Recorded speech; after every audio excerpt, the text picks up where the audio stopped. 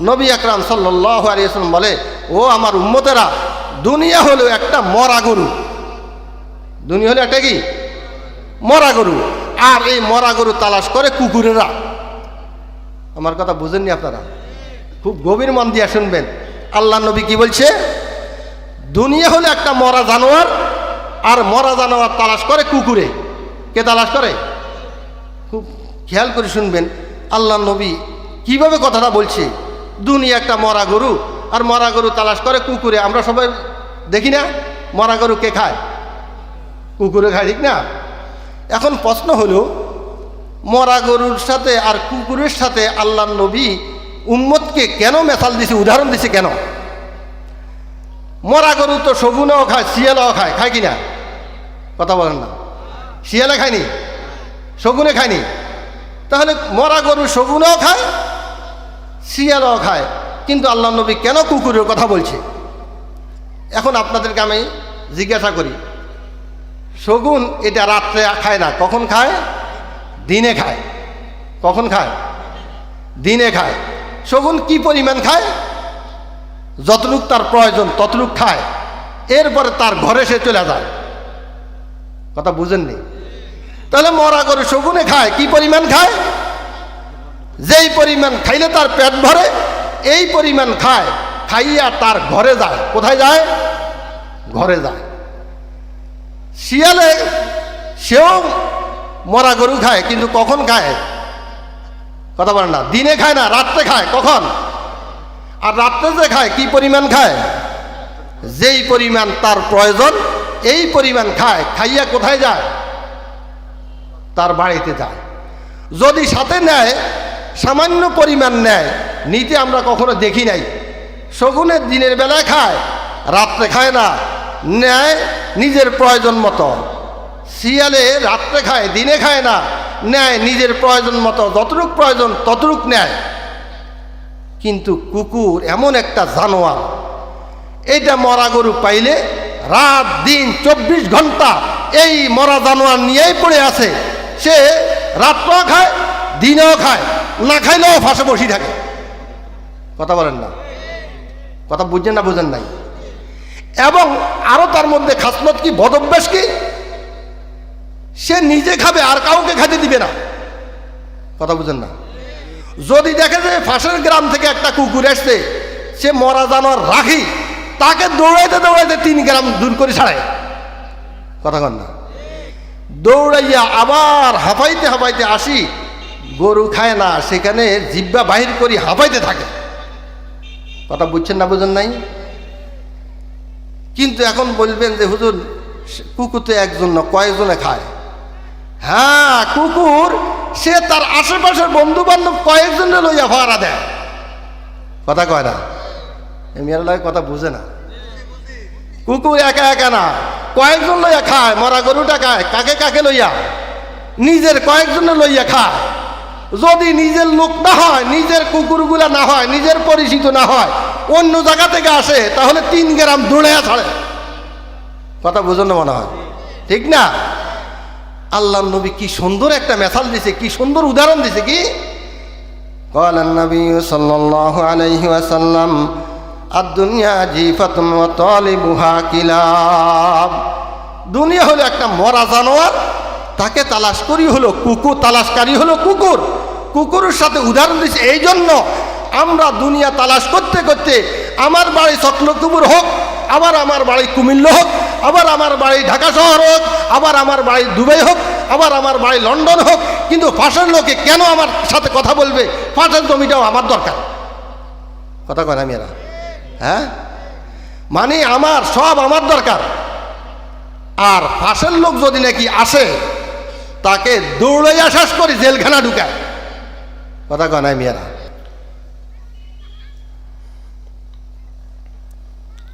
আমি যেখানে আলোচনা করি, যেখানে বয়ান করি, যখন এই মানুষকে দূর থেকে সামনের দিকে আসতে বলি, সামনের জায়গা পূরণ করার কথা বলি, তখন আমার একটা কথা মনে পড়ে। সেটা হলো, পৃথিবীর বুকে সকল মানুষগুলি অশান্তির বাগানে বসবাস করে। কি বলেন, ঠিক কিনা? আওয়াজ দিয়ে বলবেন। পৃথিবীর বাগানে সকল মানুষগুলি অশান্তিতে বসবাস করে, কিন্তু সকলেই শান্তি তালাশ করে, ঠিক না?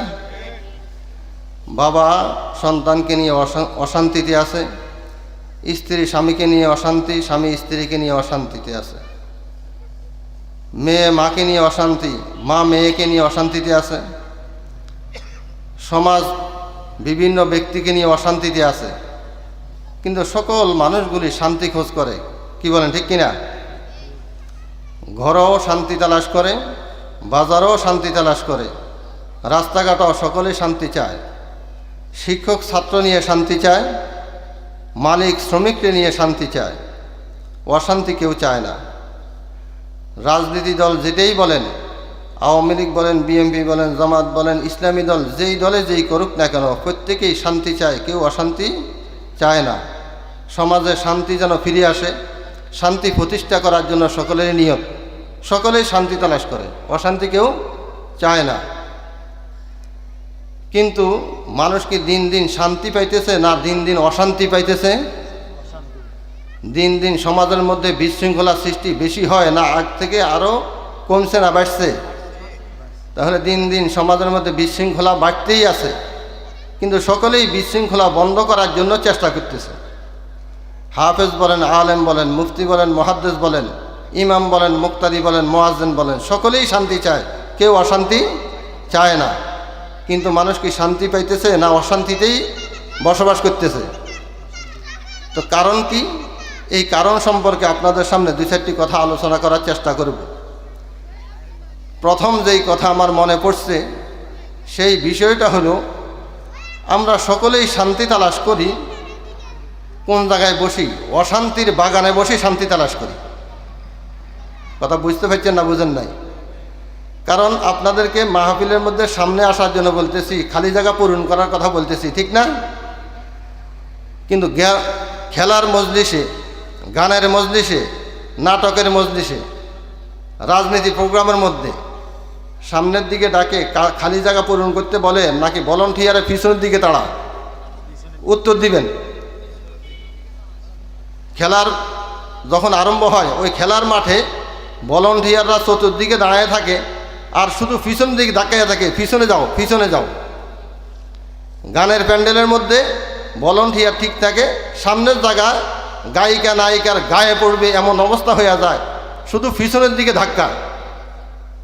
কথা বুঝুন নাই মনে হয়?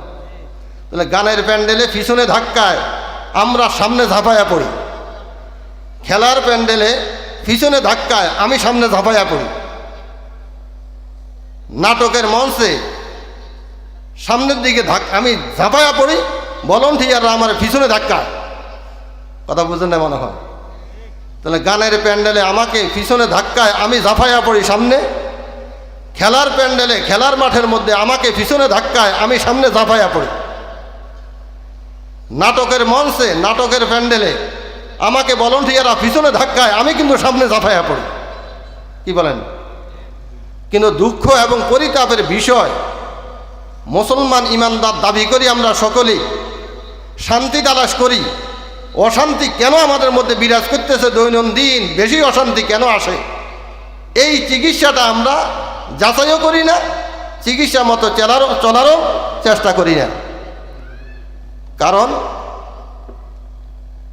মসজিদ এবং ওয়াজের প্যান্ডেলের মধ্যে মসজিদে ইমাম সাহেব বলতে হয় খুতবা শেষ করি, সামনের জায়গা পূরণ করেন, খালি জায়গা পূরণ করেন, সামনের দিকে আসেন।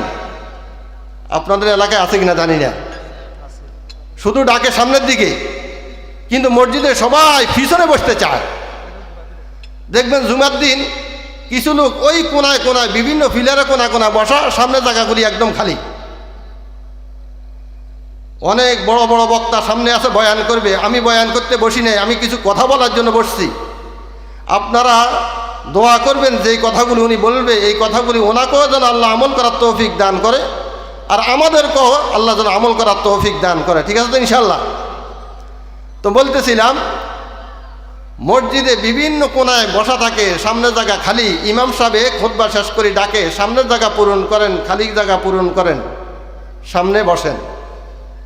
মাহফিলের মধ্যে সকলেই পিছনে বসতে চায়, কিন্তু বক্তা বারবার ডাকে সামনের জায়গা পূরণ করেন, খালি জায়গা পূরণ করেন, কি বলেন ঠিক কিনা? তাহলে পৃথিবীর জমিনে গানের প্যান্ডেলে আমি সামনে ঝাঁপাই, কিন্তু আমাকে পিছনে ধাক্কায়।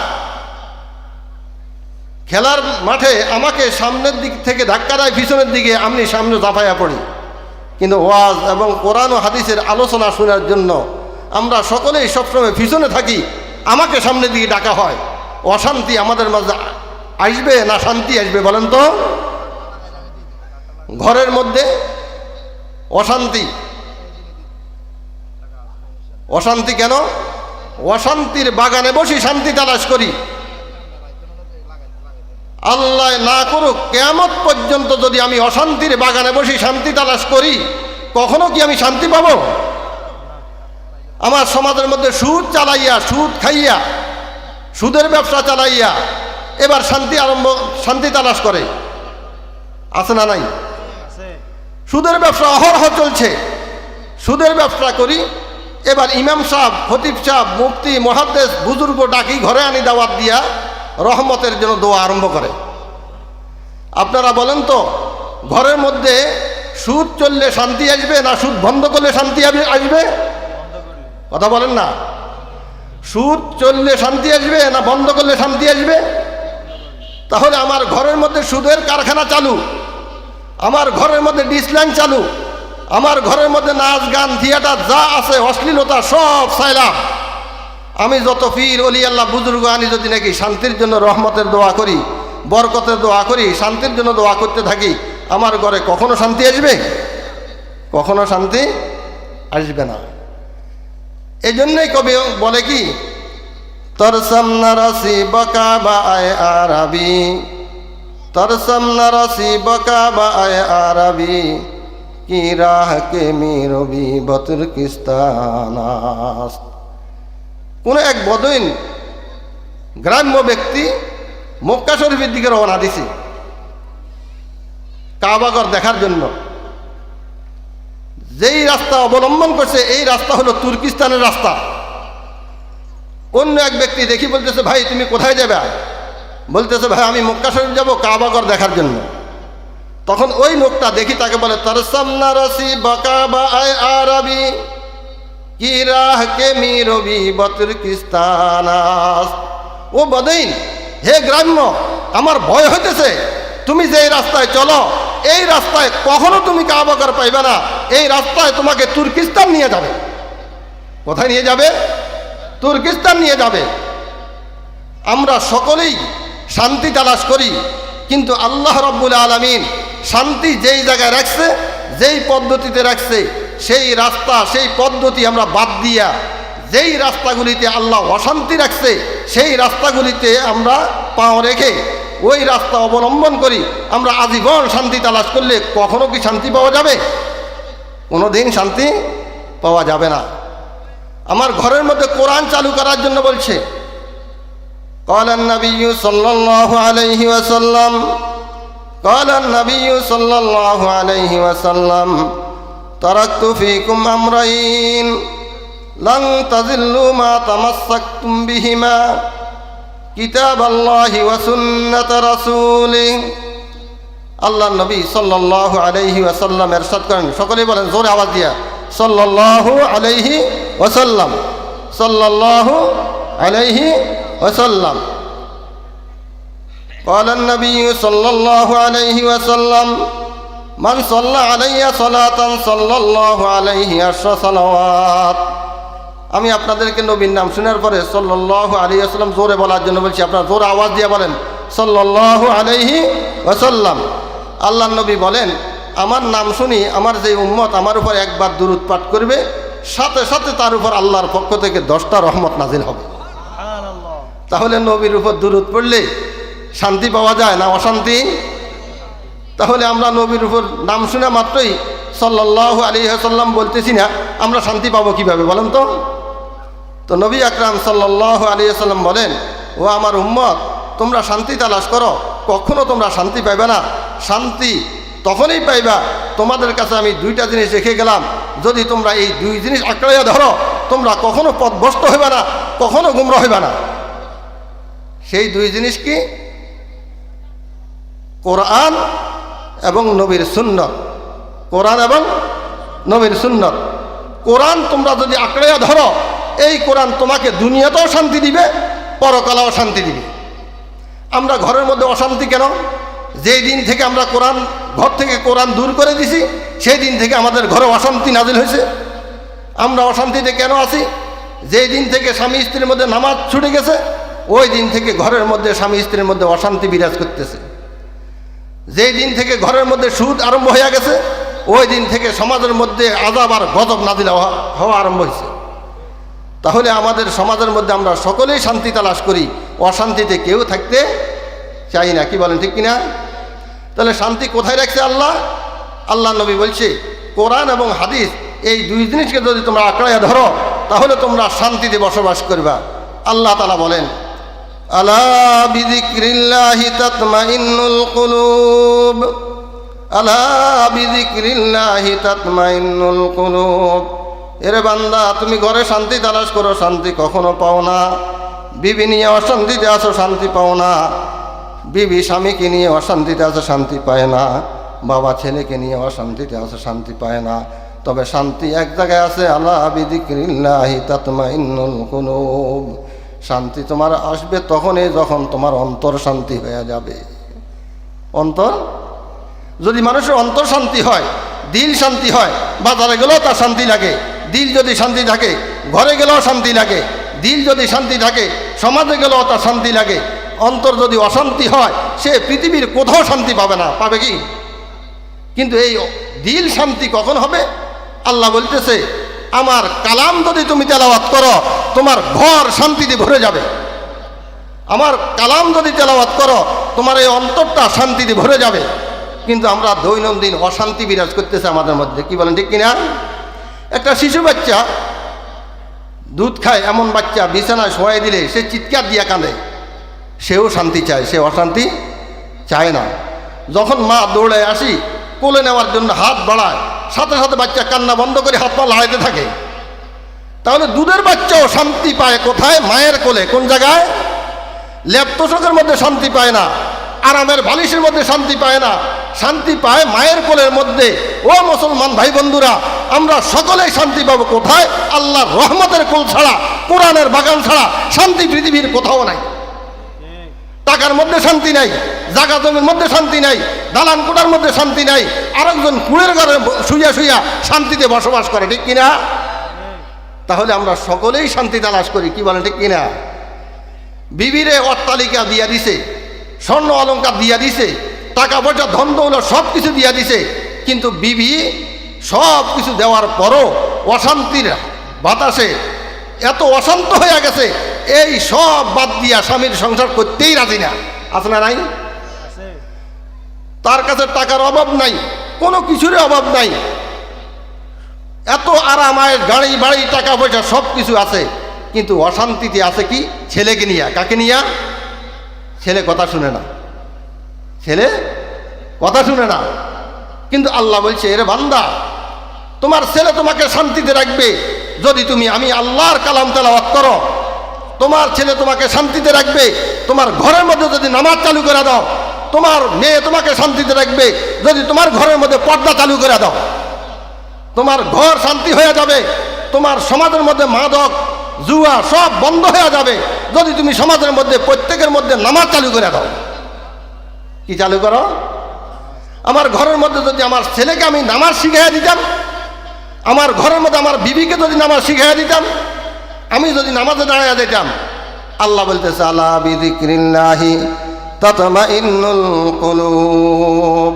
এরে বান্দা, তুমি শান্তি তালাশ করতেছ জায়গা জমি বেশি কিনার মধ্যে, কিন্তু তোমার জায়গা জমি 10 কানি আছে। তোমার মতো অশান্তিতে পৃথিবীতে আর কেউ নেই। আসেনি সমাজের মধ্যে এরকম? কথা বলেন, আসেনি? কেন? কি কারণ? শান্তি তালাশ করতেছি কোন জায়গায়? অশান্তির বাগানে বসি। কখনো অশান্তির বাগানে বসি শান্তি কখনো পাওয়া যাবে না।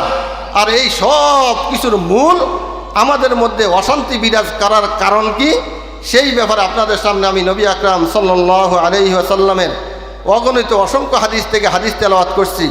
ক্বালান নবী সাল্লাল্লাহু আলাইহি ওয়াসাল্লাম, قال النبي صلى الله عليه وسلم বলেন সাল্লাল্লাহু আলাইহি ওয়াসাল্লাম হুব্বুদ দুনিয়া রাসু কুল্লি খাতিআ দুনিয়ার মোহাব্বত সকল গুনাহের মূল। কোরআন ধরার মধ্যে গুনাহ বাদ যায়, নামাজ ধরার মধ্যে গুনাহ থেকে বাঁচা যায়, সুদ বন্ধ করলে গুনাহ থেকে বাঁচা যায়। ঘুষ কেন খায়? দুনিয়ার মোহাব্বতে। সুদ কেন খায়? দুনিয়ার মোহাব্বতে। আপনারা বুঝেন না মনে হয় আমার কথা। যে সুদ খায় সে কেন খায়? চকলকিপুরে একটা বাড়ি আছে, এই বাড়িতে তাকে আর শান্তিতে থাকতে পারতেছে না যতক্ষণ পর্যন্ত কুমিল্লা শহরে একটা বাড়ি না হবে। কথা বলেন না? কুমিল্লা শহরেও একটা বাড়ি হয়ে গেছে, তারপরেও সে অশান্তির আগুনে জ্বলে। এখন সুদ খেতে থাকে কেন? যদি গুলশানে একটা বাড়ি হইতো ঢাকা শহরে, কথা বলেন না, গুলশানে একটা বাড়ি হয়ে গেছে, এখন তার লোভ লালসা আরম্ভ হয়ে গেছে। পাশের লোকের লন্ডনে বাড়ি আছে, আমার কেন লন্ডনে একটা বাড়ি নেই? এই অশান্তির আগুনে বসবাস করি। এবার সুদ আরো কমাইছে না বাড়াইছে? তাহলে চকলকিপুরে একটা বাড়ি আছে, কুমিল্লা শহরে একটা বাড়ি আছে, গুলশান বনানীতে একটা বাড়ি আছে, দুবাইতে একটা বাড়ি আছে, লন্ডনেও একটা বাড়ি আছে। হঠাৎ করে তার ক্যান্সার ধরা খাইছে, এখন সে ক্যান্সারে হাসপাতালে ভর্তি। এই লোকটা জীবনে শান্তি পাইছিনি বলেন তো? কোনোদিন শান্তি পাবে না। কারণ কি? قال النبي صلى الله عليه وسلم حب الدنيا رأس كل خطيئة এরে আমার উম্মত, তুমি যতক্ষণ পর্যন্ত দুনিয়ার মোহাব্বত তোমার অন্তর থেকে দূর না করবা ততক্ষণ পর্যন্ত তুমি গুনাহ থেকে বাঁচতে পারবে না। দুনিয়ার মোহাব্বত তোমার অন্তরে যেই পরিমাণ ঢুকবে তোমার অন্তরে ওই পরিমাণ গুনার দাগ বসবে। কে বলছে? আল্লাহ নবী সাল্লাল্লাহু আলাইহি ওয়াসাল্লাম বলছেন, এই আমাদের সমাজ থেকে মাদক দূর করার জন্য, ঘুষ দূর করার জন্য, সুদ দূর করার জন্য, নামাজ প্রতিষ্ঠা করার জন্য, কোরআন চালু করার জন্য এই যুব সমাজ যে উদ্যোগটা নিছে, আল্লাহ এই যুব সমাজকে এর উসিলায় দুনিয়াতেও কামিয়াবি দান করুক, পরকালে আল্লাহ জান্নাতের ফয়সালা করুক। সকলে বলে আমিন। এই যুব সমাজের ব্যাপারে আল্লাহর নবী কি বলছেন? قال النبي صلى الله عليه وسلم سبعة يذلهم الله في ظله يوم لا ظل إلا ظله কিয়ামত যখন কায়েম হবে, কিয়ামতের কঠিন মুহূর্ত, এমন এক পরিস্থিতি হবে যে কানতে কানতে পেরেশানি হইতে হইতে ঘাম এত বেশি হবে তার পুরা শরীর চোখের পানি নাকের পানি ঘামে একদম একাকার হয়ে যাবে। এত গরম, এত তাপ হবে যে তার পাশে তার ছেলে আছে না, মেয়ে আছে না, বাবা আছে, কেউ কাউকে চিনবে না। ওই দিন সকলেই একটু ছায়া তালাশ করবে। কি তালাশ করবে? একটু ছায়া তালাশ করবে আরাম নেওয়ার জন্য। বলো ওই ছায়ার মধ্যে 7 ব্যক্তি জায়গা পাবে। কয় ব্যক্তি? সাবাতুন ইযিল্লুহুমুল্লাহু ফি যিল্লি ইয়াওমা লা যিল্লা ইল্লা যিল্লু। ও আমার উম্মতেরা, কিয়ামতের কঠিন মুহূর্তে যখন আল্লাহর আরশের ছায়া ব্যতীত আর কোনো ছায়া বাকি থাকবে না, ওই আল্লাহর আরশের ছায়ার নিচে মাত্র 7 ব্যক্তি জায়গা পাবে। কয় ব্যক্তি? তার মধ্যে এক ব্যক্তির কথা আপনাদের সামনে বলতেছি। কি? শাবুন নাশা ফি ইবাদাতিল্লাহ। ওই যুবক, যেই যুবক তার যৌবন কালকে আল্লাহর ইবাদতের জন্য, কোরআন পড়ার জন্য, কোরআন চালু হওয়ার জন্য, নামাজ প্রতিষ্ঠা হওয়ার জন্য যেই যুবক তার যৌবন কালকে কাটাইছে, ওই যুবক কিয়ামতের কঠিন মুহূর্তে আল্লাহর আরশের নিচে ছায়া, আরশের ছায়ার নিচে জায়গা পাবে। সুবহানাল্লাহ। আসতে বলবেন না জোরে বলবেন? তাহলে যেই যুবকরা আজকে এলাকার মধ্যে বদদিনী খতম করার জন্য, অশ্লীলতা দূর করার জন্য এই উদ্যোগ নিছে, প্রবাসী ভাইরা কি পরিমাণ কষ্ট প্রবাসে, একমাত্র এটা দেখা ছাড়া কাউকে বোঝানো মুশকিল। দেখতেছেন টাইলসের ঘর, টাইলসের বাথরুম, কত উন্নত ঘর করছে, এটা আপনারা দেখতেছেন। যিনারা প্রবাস করছে আর যারা দেখছে সচক্ষে, তারা ছাড়া প্রবাসের কষ্ট কাউকে বোঝানো সম্ভব না। আমি দুবাই, ওমান, সৌদি আরব অনেক দেশে দেখি আসছি প্রবাসীদের কষ্ট। ওই প্রবাসীরা তাদের এই ঘাম ঝরানো টাকা, এই যুবকরা তার যৌবনকালকে পুরা সমাজটাকে শুদ্ধ করার জন্য এই উদ্যোগ নিছে। আমরা সেই যুবকদেরকে সাহস দিই এবং দোয়া করি আল্লাহ যেন এই যুবকদেরকে দুনিয়াও শান্তি দান করে, পরকালেও যেন আল্লাহ কি দেয় তাদেরকে শান্তি দান করে। এই যুবকরা কিয়ামতের কঠিন মুহূর্তে আল্লাহর আরশের নিচে জায়গা পাবে, যেই যুবকরা তার যৌবনকালকে আল্লাহর ইবাদতে কাটাইয়া দিছে। আমি যেই কথা বলতেছিলাম আপনাদেরকে, কি সমাজে সকলেই শান্তি চায়। কোন জায়গায় বসি শান্তি চায়? অশান্তির বাজারে বসি শান্তি তালাশ করে। কখনো কি পাবে শান্তি? যেমন নাকি কি বারাক ওবামা, সে দুনিয়ার মধ্যে শান্তি প্রতিষ্ঠা করতে চাইছে না অশান্তি চায়? কথা বলেন। যত দেশ আছে, ইহুদি, খ্রিস্টান, নাসারা, হিন্দু, মুসলমান, বৌদ্ধ যা আছে, সকল মানুষগুলি শান্তি চায়, অশান্তি কেউ চায় না। তারাও চায় সমাজের মধ্যে শান্তি চলুক। মুসলমানের উপর বোমা মারি শান্তি চায়। তারা শান্তি চায় কিভাবে? মুসলমানের উপর বোমা মারি। আমাদের দেশে সকল রাজনীতিক দলরা শান্তি চায়, অশান্তি কেউ চায় না। কিন্তু শান্তি কোন পথে তালাশ করে? সব আমি খাবো, আর কেউ খেতে পারবে না, আর কেউ খাইতে পারবে না, আমি খাবো, আমার থাক, আর কারো লাগবে না। এই তরিকে কি শান্তি কখনো পাওয়া যাবে? কোনো দিন শান্তি পাওয়া যাবে না। তাহলে আমরা শান্তি কোন জায়গায় পাবো? আল্লাহ বলতেছে আলা বিযিক্রিল্লাহি তাতমাইন্নুল কুলুব। এরে বান্দা, শান্তি পাইবা। তুমি দালান কোটা সবই করছো, তোমার টাকা আছে, পয়সা আছে, স্বর্ণ অলংকার সব কিছু আছে, কিন্তু তুমি শান্তি পাও না।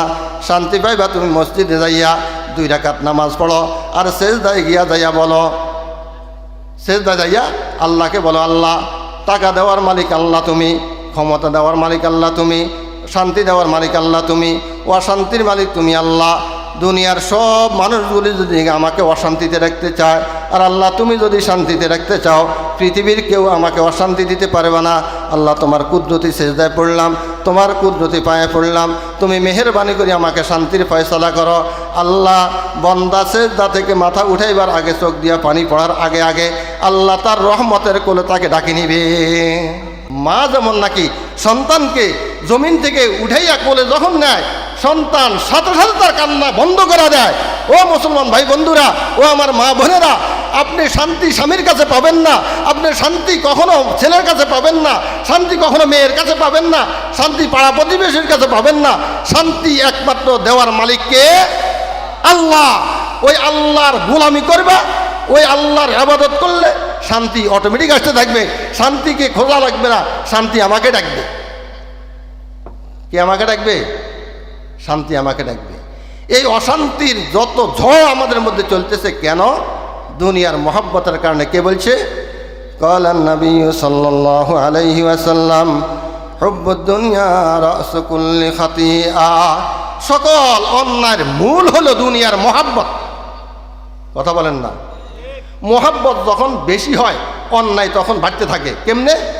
যেমন আপনাদেরকে বুঝাই, ছেলে মেয়ে দুইজনে প্রেম করে, যখন মহব্বত বাড়ে, এই মহব্বত বাড়তে বাড়তে মায়ের অবাধ্য হইয়া যায়, বাবার অবাধ্য হইয়া যায়, তারপরে ঘর বাড়ি সব কিছু বাদ দিয়া একাকার হইয়া তারা ভাগি যায়, কোর্ট ম্যারেজ করে। কি বলেন, ঠিক কিনা?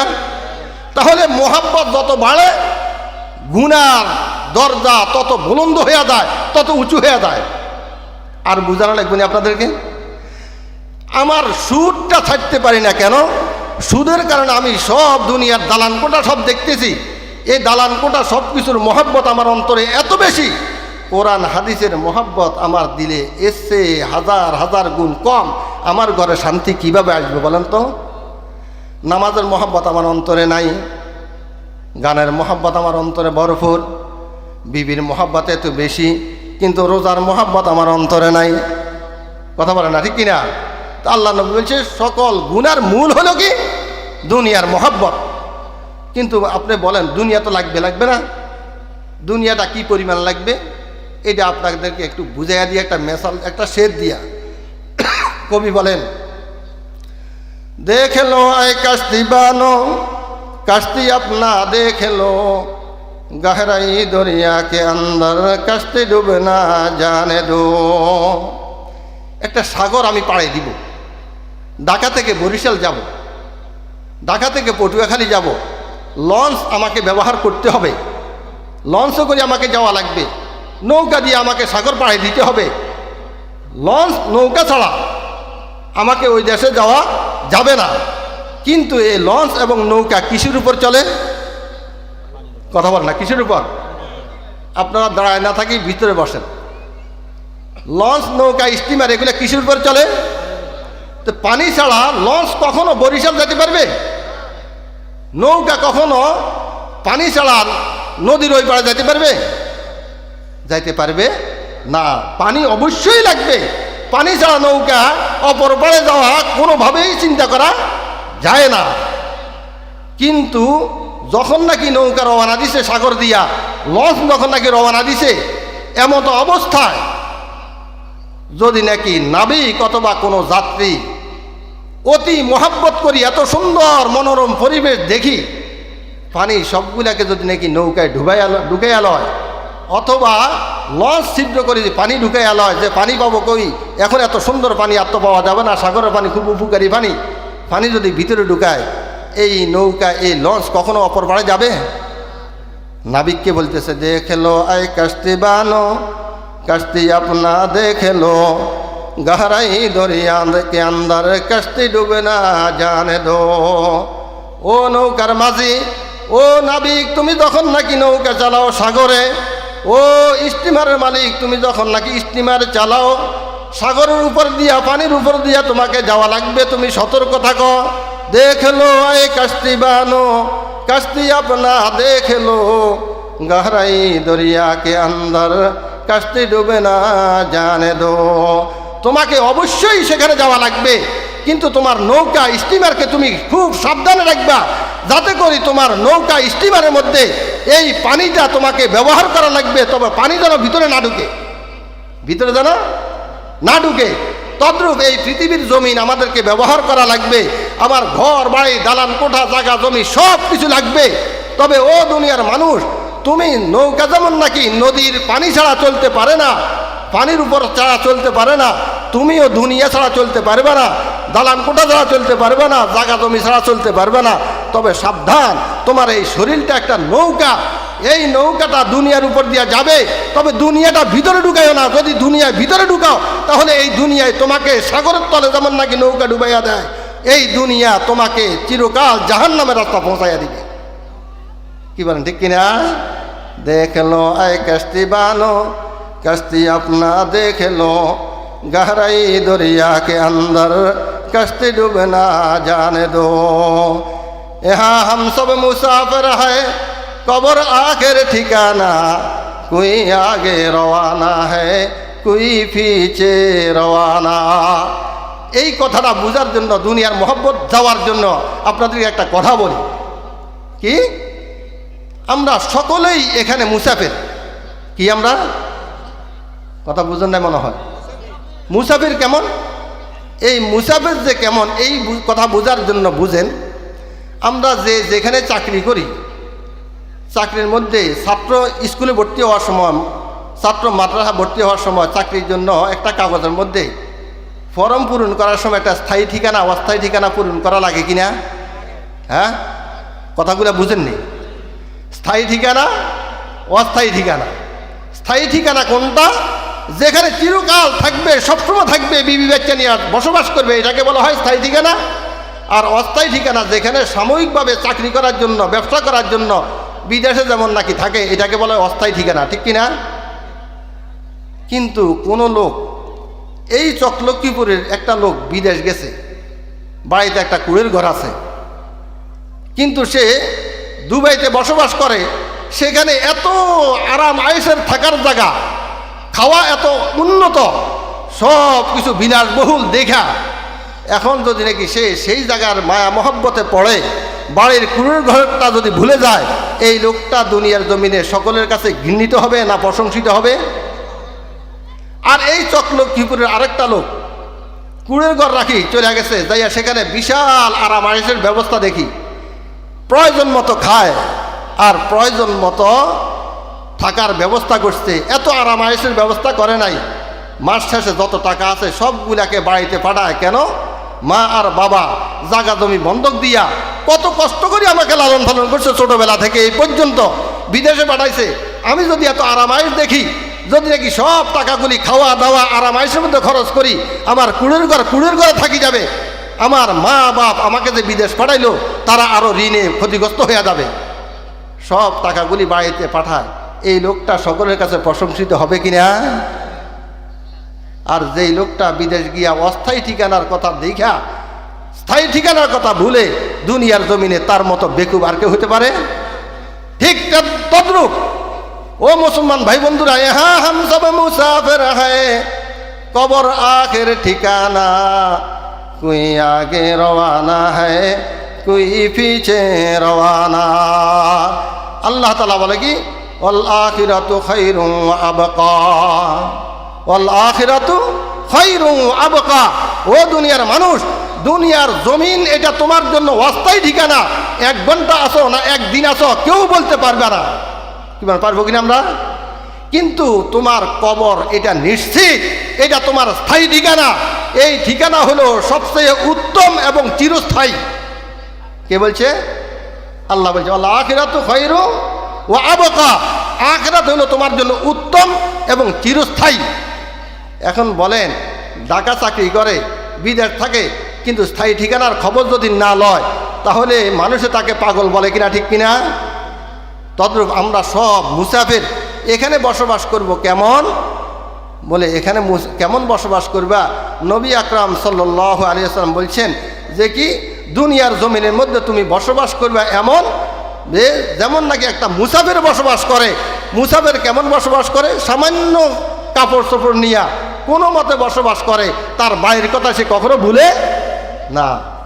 আমরা সকলেই পরকালের পুঁজি তৈরি করার জন্য প্রস্তুত আছি ইনশাল্লাহ। এই জন্য পরকাল আমাদের মনে আসবে কখন? যখন নাকি দুনিয়ার মহব্বতটা অন্তর থেকে দূর করব। কি মহব্বত? দুনিয়ার মহব্বত। দুনিয়ার মহব্বত সকল গুনাহের মূল। কে বলছে? আল্লাহ নবী বলছে, ক্বালান নবী সাল্লাল্লাহু আলাইহি ওয়াসাল্লাম, হুব্বুদ দুনিয়া রাসু কুল্লি খাতিআ। দুনিয়ার মহব্বত সকল গুনাহের মূল। আপনি একটু খুব গভীরভাবে চিন্তা করবেন, আপনার ঘরের মধ্যে যত গুনাহ বাড়ছে তত অশান্তি বাড়ছে। কথা বলেন না? ঘরের মধ্যে যখন টিভি বেশি আর আরম্ভ হয়েছে, ঘরের থেকে শান্তি আস্তে আস্তে দূর হয়ে গেছে। আজ থেকে 15-20 বছর আগে, আজ থেকে 15-20 বছর আগে ঘরের মধ্যে ছোট বড় বৃদ্ধ বউ ছেলে মেয়ে সবাই একটু একটু কোরআন তেলাওয়াত করতো, ঘর থেকে গুনগুন গুনগুন করে কোরআন শরীফের আওয়াজ আসতো, ঠিক কিনা? কিন্তু এখন কি, একদম ভোরে উঠি, বাচ্চার বয়স মাত্র 5 বছর, তার বই পুস্তকের ওজন হলো বাচ্চার ডবল। কথা কন না? কিসের নাস্তা, কিসের খাওয়া, কিসের কি, সব কিছু বন্ধ করি এ বাচ্চাকে নিয়ে মা দৌড়াইতে আছে। কোথায়? কেজি, স্কুলে, কিন্ডার গার্ডেনে, ঠিক কিনা? কোথায় কোরআন তেলাওয়াত? আমার ঘর থেকে আমি কোরআন দূর করে দিছি, আমার ঘরে শান্তি আসবে কোথা থেকে? কিসের কারণে? দুনিয়ার মহব্বতের কারণে। কিসের কারণে? দুনিয়ার মহব্বতের কারণে। আমাদের সমাজের মধ্যে রাজনৈতিক দল বলেন, যত ক্ষমতাধর মানুষগুলি আছে, একমাত্র লোভের কারণে আর দুনিয়ার মহব্বতের কারণে চিরবিদায় হয়ে যাচ্ছে। কথা বলেন না? ক্বালান নবী সাল্লাল্লাহু আলাইহি ওয়াসাল্লাম, আদ-দুনিয়া জিফাতুন ওয়া তালিবুহা কিলাব। নবী আকরাম সাল্লাল্লাহু আলাইহি ওয়াসাল্লাম বলে, ও আমার উম্মতেরা, দুনিয়া হলো একটা মরা গরু। দুনিয়া হলো একটা কি? মরা গরু। আর এই মরা গরু তালাশ করে কুকুরেরা। আমার কথা বুঝেননি আপনারা? খুব গভীর মন দিয়ে শুনবেন। আল্লাহ নবী কি বলছে? দুনিয়া হলো একটা মরা জানোয়ার, আর মরা জানোয়ার তালাশ করে কুকুরে। কে তালাশ করে? খুব খেয়াল করে শুনবেন আল্লাহ নবী কিভাবে কথাটা বলছে। দুনিয়া একটা মরা গরু, আর মরা গরু তালাশ করে কুকুরে। আমরা সবাই দেখি না মরা গরু কে খায়? কুকুরে খায়, ঠিক না? এখন প্রশ্ন হলো, মরা গরুর সাথে আর কুকুরের সাথে আল্লাহ নবী উম্মতকে কেন মেসাল দিছে, উদাহরণ দিছে কেন? মরা গরু তো শগুনও খায়, শিয়ালও খায়, খায় কিনা? কথা বলেন না? শিয়ালে খায়নি, শগুনে খায়নি, তাহলে মরা গরু শগুনও খায়, শিয়ালও খায়, কিন্তু আল্লাহ নবী কেন কুকুরের কথা বলছে?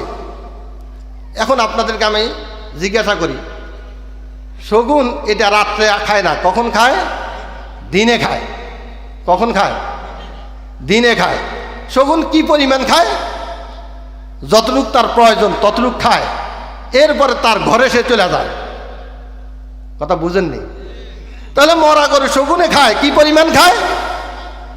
যেই পরিমাণ খাইলে তার পেট ভরে এই পরিমাণ খায়, খাইয়া তার ঘরে যায়। কোথায় যায়? ঘরে যায়। শিয়ালে সেও মরা গরু খায়, কিন্তু কখন খায়? কথা বলেন না। দিনে খায় না, রাত্রে খায়। কখন? আর রাত্রে যে খায় কি পরিমাণ খায়? যেই পরিমাণ তার প্রয়োজন এই পরিমাণ খায়, খাইয়া কোথায় যায়? তার বাড়িতে যায়। যদি সাথে নেয়, সামান্য পরিমাণ নেয়, নিতে আমরা কখনো দেখি নাই। শগুনে দিনের বেলায় খায়, রাত্রে খায় না, নেয় নিজের প্রয়োজন মতো। শিয়ালে রাত্রে খায়, দিনে খায় না, নেয় নিজের প্রয়োজন মতো, যতটুক প্রয়োজন ততটুক নেয়। কিন্তু কুকুর এমন একটা জানোয়ার, এইটা মরা গরু পাইলে রাত দিন 24 ঘন্টা এই মরা জানোয়ার নিয়েই পড়ে আছে। সে রাত্রেও খায়, দিনেও খায়, না খাইলেও ফাঁসে বসে থাকে। কথা বলেন না?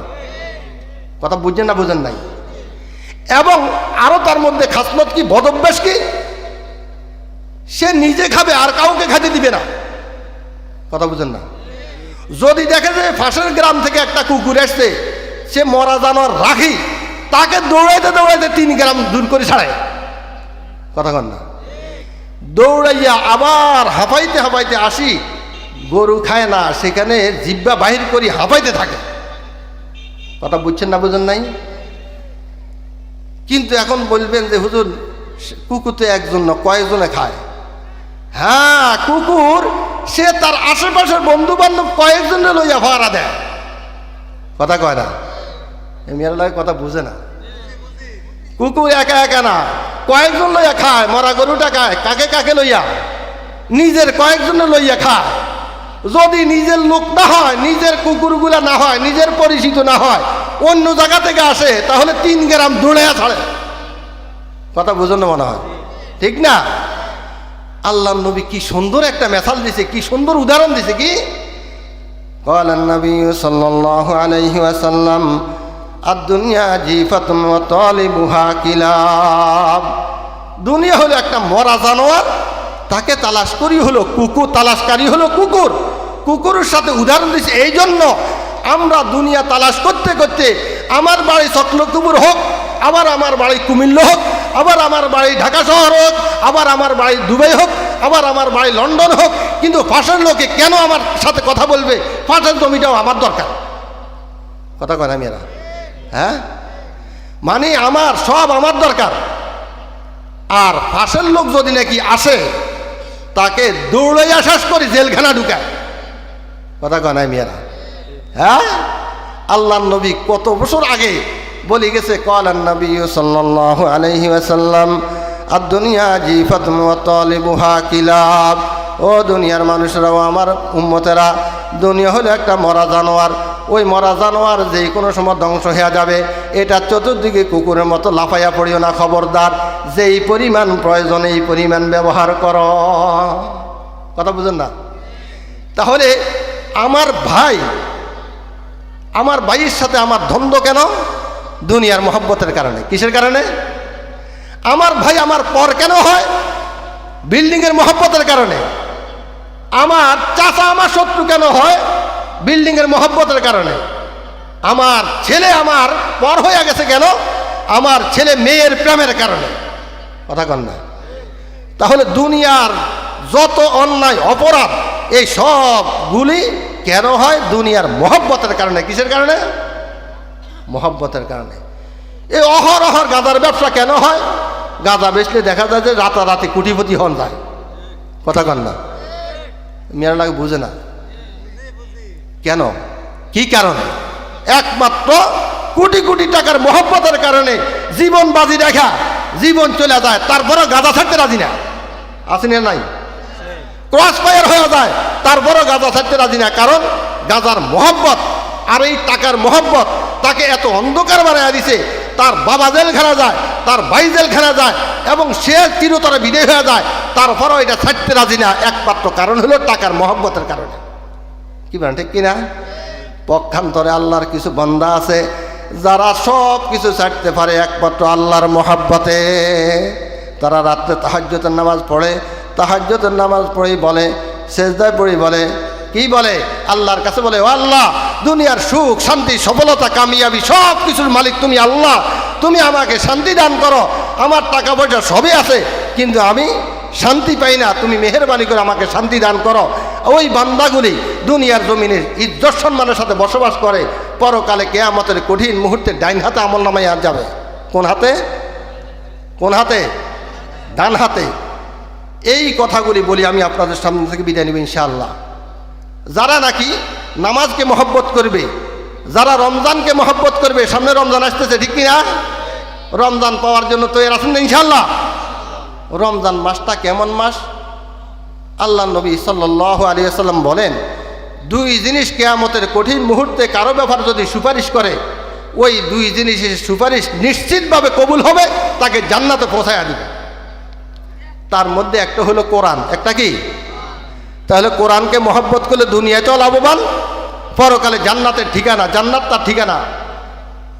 আরেকটা হলো রোজা যদি কোনো ব্যক্তির জন্য সুপারিশ করে আল্লাহর কাছে, যে আল্লাহ আমি রোজা সুপারিশ করতেছি, তুমি তাকে জান্নাত দান করো, বলে রোজা এবং কোরআনের সুপারিশ যদি তার নসিব হয়, তার হাতে, তার ডাইন হাতে আমলনামা হবে। কোন হাতে? আর যদি নাকি কোরআনকে শত্রু ভাবে, নামাজকে শত্রু ভাবে, সব আল্লাহর ইবাদত বন্দেগীকে ফিসে ফেলায়, নিজের গুনার রাস্তাগুলোকে সামনে আনে, এই লোকের আমলনামা কোন হাতে হবে? বাম হাতে। কোন হাতে? এই বাম হাতে আমলনামা আর ডাইন হাতে আমলনামা বোঝার জন্য বলি, মেট্রিক পাস করে যদি কেউ গোল্ডেন এ প্লাস পায়, সে এই রেজাল্টটা নিজে দেখি চিৎকার দিয়া সবাইকে খুশিতে দেখায়, দেখেন আমার রেজাল্ট কত ভালো, দেখছেন কত সুন্দর, কি বলেন ঠিক কিনা? সবাইকে মিষ্টি খাওয়ায়, হাসি ঠাট্টা মজাকের মধ্যে আছে, কত সুন্দর। আর যদি ফেল করে, সে কি করে? ল্যাব গায়ে দিয়া কানতে থাকে, আর এক সপ্তাহ ঘর থেকেও বাইরে না, কি বলেন ঠিক কিনা? মায়ে বকে, বাবা বকে, সবাই তাকে বকাঝকা করে, আর সে চিৎকার দিয়ে কাঁদে। আল্লাহ রাব্বুল আলামিন বলে, ফাম্মা মান উতিয়া কিতাবাহু বিয়ামিনি ফায়াকুলু হাউম ইকরাউ কিতাবিয়া ইন্নী যানানতু আন্নী মুলাকিন হিসাবিয়া। ফাম্মা মান উতিয়া কিতাবাহু বিয়ামিনি, ও আমার বান্দারা, কিয়ামতের কঠিন মুহূর্ত যখন নাকি আরম্ভ হবে, আর ওই ময়দানের মধ্যে যখন নাকি তোমার কোরআনের মহাব্বত পাওয়া যাবে, নামাজের মহাব্বত পাওয়া যাবে, রোজার মহাব্বত পাওয়া যাবে, সকলে ইবাদতের মহাব্বত যখন তোমার অন্তরে পাওয়া যাবে, তোমাকে ডাইন হাতে আমলনামা দেওয়া হবে। কোন হাতে? ফাআম্মা মান উতিয়া কিতাবাহু বিয়ামিনি ফায়াকুলু হাউম ইকরাউ কিতাবিয়া।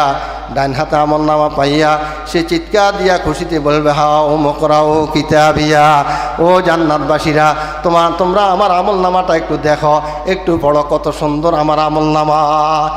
ইন্নী যানানতু আন্নী মুলাকিন হিসাবিয়া, ও জান্নাতবাসীরা, দুনিয়ার জমিনে থাকা অবস্থায় আমি দেখছি, আমি জানছি, আমি শুনছি, ওয়াজের মজলিসে শুনলাম, আলেমের মুখে শুনলাম, ইন্নী যানানতু আন্নী মুলাকিন হিসাবিয়া, আমি আল্লাহর কাছে হিসাব দেওয়া লাগবে, ওই ধারণা মতো আমি চললাম, এই কারণে আল্লাহ আমাকে ডাইন হাতে আমলনামা দিছে। কোন হাতে? পক্ষান্তরে কোরআনকে যদি মহব্বত না করে আবু জাহেলের মতো, কার মতো? কোরআনের শত্রুতা, ওয়াজ মাহফিলের শত্রুতা কোত্থেকে আরম্ভ হয়েছে জানেন আপনারা? আবু জাহেল থেকে। কোন জায়গা থেকে? আবু জাহেলে চিন্তা ভাবনা করলো, কিরে এত বাধার পরও নবীর কাছে হাজার হাজার মানুষ আসি মুসলমান হয় কেন? তো দেখলো যে সবাই বলল, যে সুন্দর কোরআন শরীফ, এই কোরআনের কারণে মানুষগুলি হেদায়েত পায়। তখন আবু জাহেল বসি সবাইকে নিয়ে মিটিং করে সিদ্ধান্ত নিছে। কি নিছে? সিদ্ধান্ত নিছে, আগামীকাল থেকে কেউ এই কোরআন শুনতে আসতে পারবে না, খবরদার। কিন্তু ওই রাত্রে আবু জাহেল কি নিজে নিজে একা একা আসি বেড়ার পাশে দাঁড়ায় দাঁড়ায় কোরআন শরীফ শুনতেছে। এভাবে প্রত্যেকে আসে, গোপনে গোপনে একা একা আসছে। আসার পরে সবাই একসাথে হয়ে গেছে। আবু জাহেল জিজ্ঞাসা করে, এই তোমরা কেন আসছো? বলে, আপনি কেন আসছেন? হে বলে, আমি ফাড়া দিতে আসছি, কে কে আসে দেখার জন্য আসছি। কি বলে? আমি দেখতে আসি, কে কে দেখতে আসে এই জন্য। কিন্তু ভিতরে ভিতরে সবাই কি মহব্বত, কোরআনের মহব্বত থাকতে পারে না, শুনতে আসছে। তাহলে ইতিহাস প্রমাণ করে একদম শুরু থেকে আবু জাহেল পরামর্শ করে সিদ্ধান্ত নিয়ে দিছে, আগামীকাল থেকে কোরআন শুনতে যাওয়া যাবে না। বর্তমান পর্যন্ত কিয়ামত পর্যন্ত যেই লোকটাই কোরআনের ব্যাপারে বিরোধিতা করবে, কোরআন শোনার বিরোধিতা করবে, জেনে রাখবেন এই লোকটা আবু জাহেলের বংশধর। কি বলেন ঠিক কিনা? কারণ সেখান থেকে আসছে, আবু জাহেল থেকে আসছে, কোরআনের বিরোধিতা ওখান থেকে আরম্ভ হয়েছে। তো আল্লাহ বলতেছে যে এই লোকটা কোরআনের বিরোধিতা করছে, কোরআনকে মহব্বত করে নাই, গাঁজাকে মহব্বত করছে, সুদকে মহব্বত করছে, ঘুষকে মহব্বত করছে, বেফরদাকে মহব্বত করছে। ওয়াম্মা মান উতিয়া কিতাবাহু বিশিমালি ফায়াকুলু ইয়া লাইতানি লাম উতা কিতাবিয়া। যাকে এই অন্যায়ের কারণে কিয়ামতের কঠিন মুহূর্তে তার বাম হাতে আমলনামা দিবে। কোন হাতে? ওয়াম্মা মান উতিয়া কিতাবাহু বিশিমালি ফায়াকুলু ইয়া লাইতানি লাম উতা কিতাবিয়া। যাকে বাম হাতে আমলনামা দেওয়া হবে সে বলবে, আহারে যদি আমাকে আমলনামাই না দেওয়া হইতো। ওয়ালাম আদিরি মা হিসাবিয়া, আমি জানতাম না আমার আমলনামা কি আছে। মা আগনা আন্নি মালিয়া, ওরে আল্লাহ দুনিয়াতে এত টাকা পয়সা রাখলাম, কোনো মালই আমার কাজে আসলো না। হালাকা আন্নি সুলতানিয়া, কত ক্ষমতার মালিক ছিলাম, কোনো ক্ষমতাই আমার কাজে আসলো না। হালাকা আন্নি সুলতানিয়া। এরপরে আল্লাহ ফেরেশতাদেরকে বলবে, খুজুহু ফাগুল্লুহু, খুজুহু ফাগুল্লুহু, তাকে ধরো, তাকে জাহান্নামে নিক্ষেপ করো, তাকে ধরো, তাকে জাহান্নামে নিক্ষেপ করো।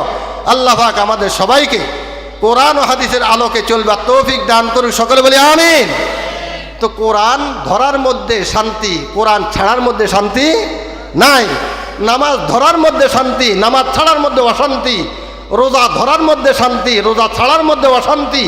পর্দায় চলার মধ্যে শান্তি, পর্দা ছাড়ার মধ্যে শান্তি। পর্দা ছাড়লে অশান্তি, পর্দা ধরলে শান্তি। কি বলেন ঠিক কিনা? সমাজের মধ্যে ইফটিজিং, প্রেম, ভালোবাসা, যত অবৈধ কাজ আরম্ভ হয়েছে পর্দা ধরার মধ্যে না ছাড়ার মধ্যে? কথা কয় না। পরক্রিয়ার রোগ আরম্ভ হয়েছে পর্দা মানার মধ্যে না ছাড়ার মধ্যে? তাহলে পরক্রিয়ার কারণে ঘরে ঘরে অশান্তির আগুন জ্বলে কিনা বলেন তো?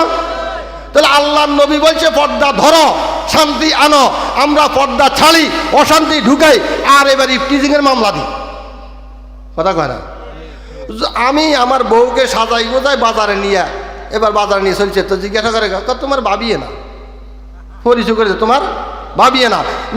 মেয়েকে সাজাই গোজাই বাজারে নেয়, আর কয় তোমার এই বাতিজি।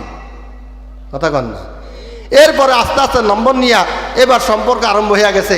ইফটিজিংয়ের রাস্তা আমি দেখাইছি, পরক্রিয়ার রাস্তা আমি দেখাইছি কিনা? তাহলে ইফটিজিংয়ে যদি মামলা করতে হয় প্রথমে আমার নামে তো মামলা করা দরকার। তাহলে অশান্তির দরজাটা আমি খুলি দিয়া শান্তি তালাশ করি, কখনো শান্তি আসবে না।